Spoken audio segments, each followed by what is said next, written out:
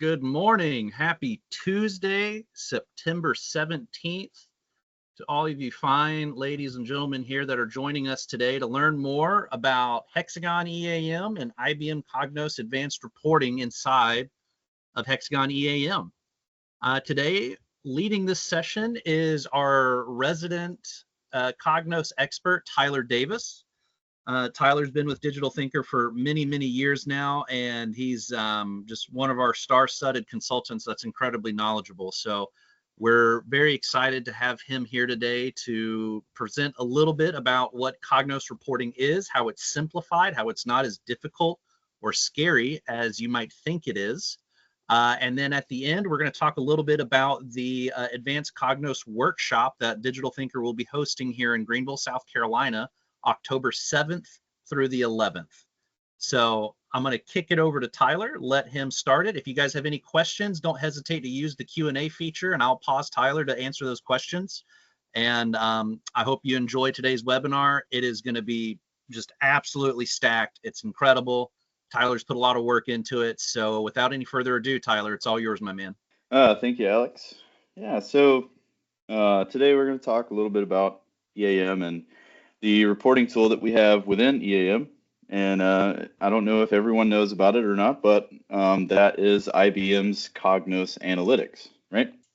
As we go through this webinar, I'll obviously introduce myself, and then we'll talk a little bit about EAM and what it is, just to give everybody a sense of information so we're all on the same page about what EAM is, right?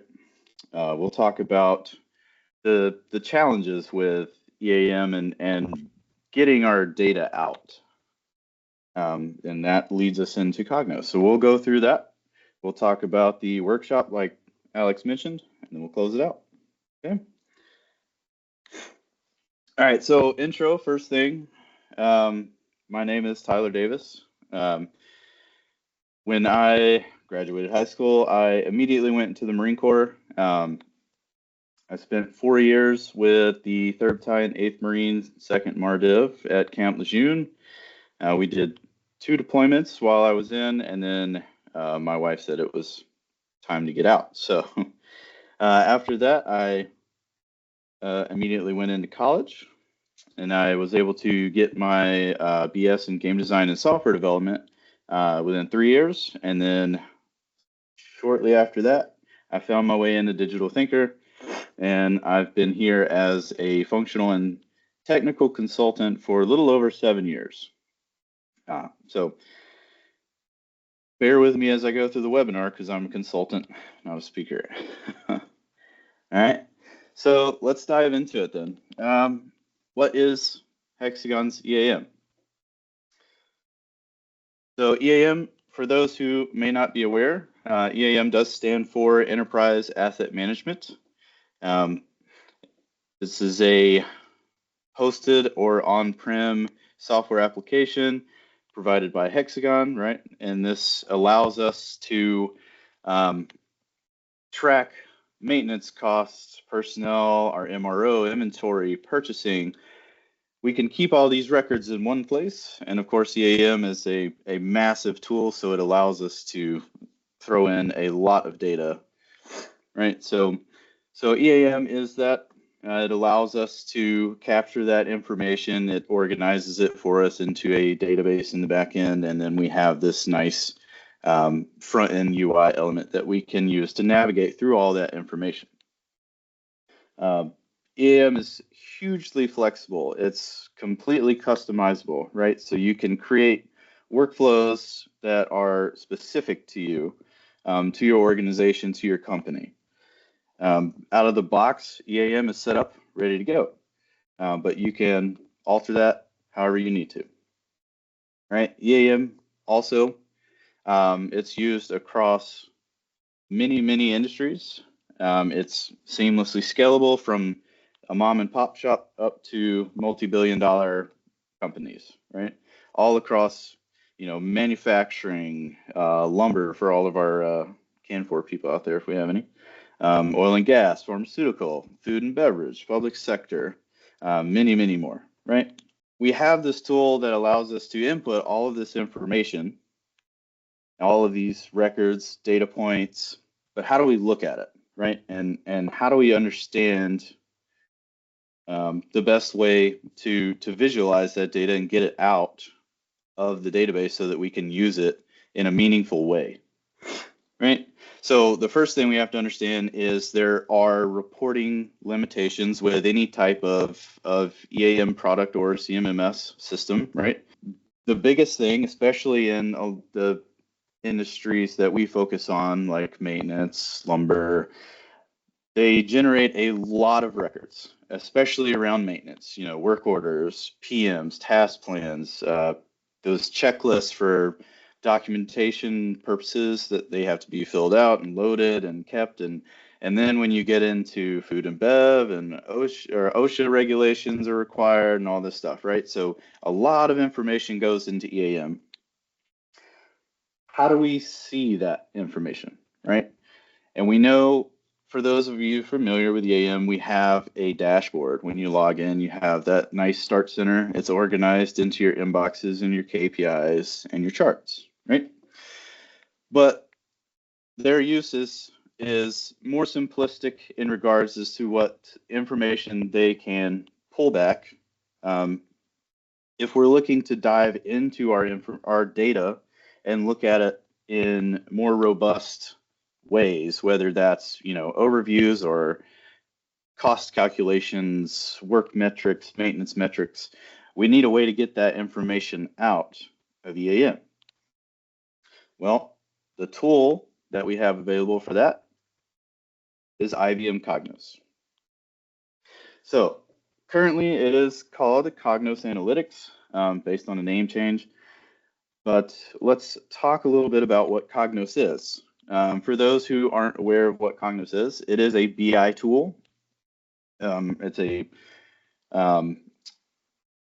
self-service platform, so to speak, where you can utilize reporting packages like the one that we get from Hexagon for EAM specifically, that brings in all of the canned default reports. But we can also utilize Cognos to create our own reports, and we can use the data directly out of our EAM application. With Hexagon EAM, if you have that set up for your organization, then you have access to Cognos Report Studio. The only thing that you'll really need is that author license to obviously get in there so that you can customize those reports. But you can run these reports with just a consumer, right? So we all know about those. And of course, Cognos is available all over the place, not just for EAM. So it is cloud enabled. Obviously, we can see it in our on-prem environments, and we can see it in all of our hosted customers' environments as well, right? So the big takeaway there is you have access to Cognos. Why not use it, right?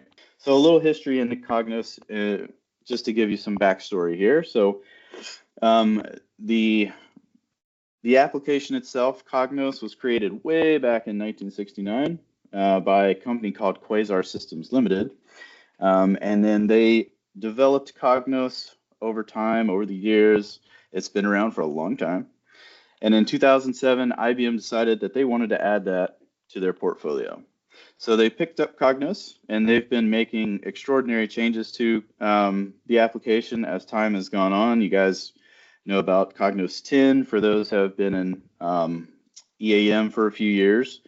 And if you're relatively new, then you'll probably know the current version, which is Cognos 11. And it's currently, as you see, rebranded as Analytics. And currently, IBM is working on incorporating AI tools like their Watson, right? So we can do even more reporting in the near future. Jump into Cognos a little bit, kind of go over the key features that we have available to us through the connection that we have with EAM and Cognos. Okay, so immediately out of the box, as soon as you log into EAM for the first time, you have access to hundreds of canned reports. They're readily available. They're organized by module, and typically there is a menu, as you can see in the screenshot, called Reports, and you can see just the massive list right there, and that's just for the work module. Okay, so we have a huge volume of readily made reports that are ready to go. All you have to do, access to Cognos from within our EAM environment does allow us to explore our data a little bit. For any of our cloud customers who may have some experience with Cognos, you may know that trying to pull information out of your database can be a little tricky, right? Because Hexagon has ownership of it, so we can't really get to it on our own, right? So we can utilize Cognos to actually pull any of the data points out of EAM at any point. So as I mentioned earlier, it is a self-service platform. You can jump in there and immediately put together a report and pull back information as simple as a couple of minutes. But you can also you can do a whole lot more with these reports as you're putting them together, where you can add in, charts, visualizations, attachments. We can customize these things, right? And we can make them in the way that pulling our information out of EAM, it's easier to look at. It's much easier on the guys, the end user, right? That's who we're trying to get the information across, and we need to do that as efficiently as possible. So scheduling and automation, we have another key function here within Cognos. It's available, ready to go right out of the box, where you can have your reports, you can place them on schedules, and you can have them send out automatically via email, right? So cool feature, great for communicating automatically. So if you need to send out, 12-hour intervaled emails, you don't have to wake up in the middle of the night to send that out every day, right? But you can stack these, they're fantastic. And that leads us down this path of customization. So we have access to a very nice suite of dev features within Cognos Report Studio. This just kind of exemplifies a few different options that we have, right? So textual items, layout items, we can do custom code to trigger certain things to happen within our reports. And we also have the ability to take these canned reports that we have from Hexagon, and we can even customize those, right? So there's a lot of people out there that like to customize the print work order report because it may or may not have exactly what they need, right? So you have complete access to do so. It then becomes a custom report, and then you just place it on the menu and you can use it just like any other report. So really flexible, really customizable, awesome tool. Dove into the main features, but let's talk a little bit about some of the lesser known capabilities, right? Some of the functionality in Cognos that people may not understand or may not know, right? So first off, we have our parameters and prompts. We can create these for our reports to further filter the information so that we can control the data that is being sent to that end user requesting that report, right? So these parameters, these custom variables that we can use, be it they static variables that we require users to choose, or pulling directly from data that's available in EAM through a query. We can then apply those parameters directly into these prompts, and those prompts can then be used to filter the report, then send it to us, and we have our filtered information exactly how we need to see it. So these parameters and prompts are essentially, they're quick and easy to use. You set them up, apply them to the page. They're extremely flexible as to how they're used, how they're put together, right? We can have, cascading sources where you can dynamically populate even more parameters to choose from based on your previous selections, right? So there's a lot of flexibility here. Something else within EAM that is not, or within Cognos, sorry, that's not used often or as efficiently as possible would be some of the visualizations that Cognos gives us access to. There's, different forms of charts and bar graphs, line graphs, pie charts. These things we can fully configure, and we can inject data directly from EAM to populate these things. And we can create calculations to show us varying metrics depending on the information we're trying to get, right? We can also upload documentation into our reports, whether they, PDF manuals. If you have a required checklist for a specific work order or a PM that needs to be attached every time, you can hard code these checklists to print out. You can include images for your company logos, very different things, whatever is required, right? Visualizations not only make the reports prettier, they're easier to look at, but it does give it a little flair, right? Something else we have, drill-throughs. We can use drill-through reports to get from a summary level report down to a very specific, a granular level of detail, right? So we can move from one report to another. So seamlessly reporting back and forth when you need to look through data. And you can silo these reports in a way where you can make them very specific or very broad. But again, flexibility, customization is there.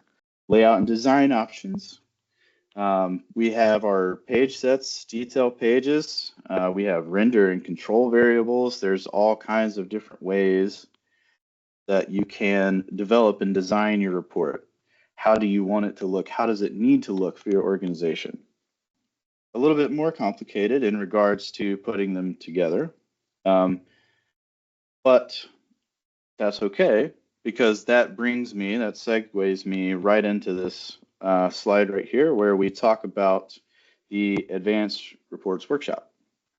So almost all of the previous screenshots and slides and things that we just talked about actually pulled directly from the material that we get from that workshop. It's typically a 4.5-day course, right? And we go through Cognos overall. We talk about basic navigation and various different topics, such as your parameter list, your properties pane, how to run the reports and get them on the menu. But that's just day one, right? So the rest of the week we spend creating and putting together tangible reports that you can take back with you and utilize in your own environments. And so we've just peeled the first layer off of Cognos. There's so much capability, there's so much information, right? But it seems overwhelming, but when you dive in there, it's very easy to use. All you need is a teacher. There we go. All right, so like Alex mentioned earlier, the upcoming dates for that, if you guys are interested, it is October 7th through the 11th. These things rotate, so it's gonna happen again in the very near future. And as I said, we go through navigating Cognos. We put these reports together and you take them home with you. And it's a good time. We had a blast last class. All right, so short and sweet, little insight, little dive into how we can focus on utilizing Cognos to pull all of that information out of EAM. And then looking through a few of the cool little features that Cognos gives us access to organize all that information into usable reports. Mm-hmm. So first off, I just wanted to say thanks for everybody showing up, listening to me rant about Cognos. But now I just wanted to throw it into some questions, if anybody has anything. Yeah, while we're waiting on a couple questions, just again highlighting, Tyler, if you can back it up one slide, the Advanced Cognos Workshop, October 7th through the 11th. I dropped the link in the chat to register for that event. It is going to be held in person here in downtown Greenville, South Carolina. For those of you that come to Streamline or a couple of our other events, you know how awesome downtown Greenville is. Great eats, great views, great weather.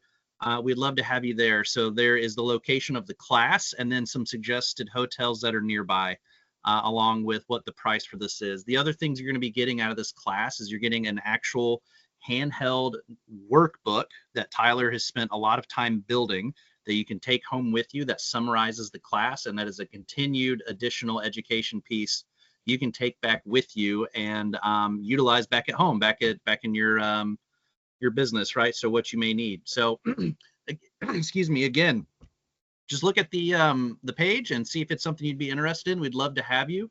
Limited seating, only 15 seats are available, and they do fill up fast. So go ahead and try to get registered as quickly as you can.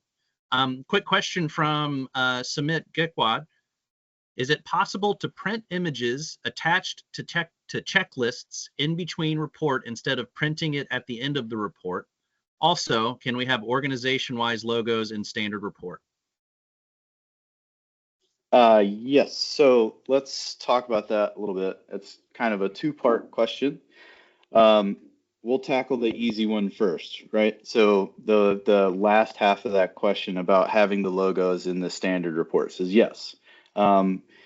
Within EAM, there's an install parameter where you can set the file path for your logos, and EAM will utilize that file path to your logo for all of the canned reports automatically, as long as it's a report that contains that image for the logo. For the first piece, in between the lines, that is an interesting one. I actually like that idea. I've never seen that in action before, but theoretically, right, it should be completely fine as long as you're able to correctly, design the page where it's going to work when it prints so that it's in the layout that you're trying to achieve, right? If you've played in Cognos, you know that playing around with the layout can be a little tricky. Does that kind of answer your question? In the meantime, or any other questions? Oh, here we go. Janessa Rodriguez asked, do emailed reports use a Hexagon license? Technically, yes, right? So when you're creating your schedule in Cognos for your reports that you want to email out, these reports do ask for credentials. These credentials are automatically populated within the Cognos Report Studio platform as you're setting up the schedule. And you'll notice that if you've seen in the properties pane, there's a section that says credentials, and it's usually your EAM user who has the author license attached to it and their email. A lot of the times, if you don't want to use your personal work email as the author user, you can look into maybe creating an EAM user that is dedicated to being your author in Cognos. For those that are switching author licenses from one user to the other, you're probably aware that if you have anything scheduled, when you swap that user, it's going to re-ask for your credentials, and you'll have to set those back up in order to resend your scheduled reports.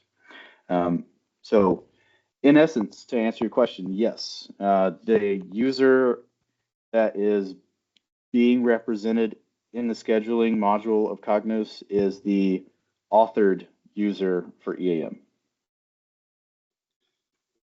Tyler, could you answer this question for me? Could you break down the difference, if you know, between an advanced author licensing seat and an advanced consumer seat?